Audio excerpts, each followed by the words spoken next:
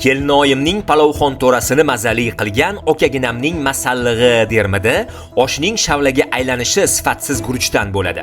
Ayrim olchoqlarning alanga va lazerga nukuz guruchini aralashtirib sotgani tufayli osh yopishqoq chiqadi. Ba'zan guruch ola-bula bo'lib pishadi.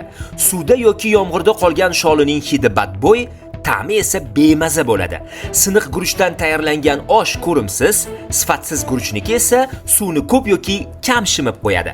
Xorazm guruch markazida esa bunday muammolarga aslo duch kelmaysiz, chunki ma'muriyat rasmiy ravishda guruchga maxsus sertifikat ham olgan. Bu yerda qat'iy nazorat ostida yetishtirilgan, ishonchli va kafolatga ega sholidan olingan hosilgina sotiladi.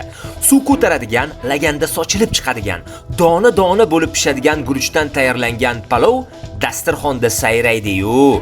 Hamma narsa zo'r, narx-navoli ham zo'r, optim narxda har qayerda sotuvchilarga ham respekt, hammaligi muomalali zo'r. Bu do'konda bir navdagi guruchni boshqa navdagisi bilan aslo aralashtirishmaydi, balki shuning uchundir mijoz arimaydi. Siz ham Xorazm guruch markazining masallig'iga bir osh pishirib ko'ring. Yana qidirib kelasiz.